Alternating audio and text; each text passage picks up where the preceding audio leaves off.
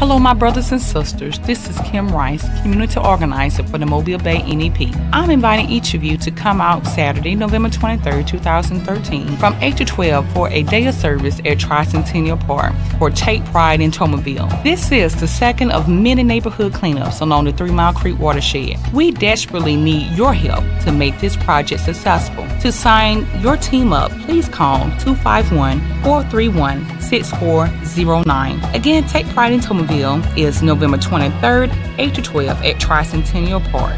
Breakfast, lunch, and all supplies will be provided.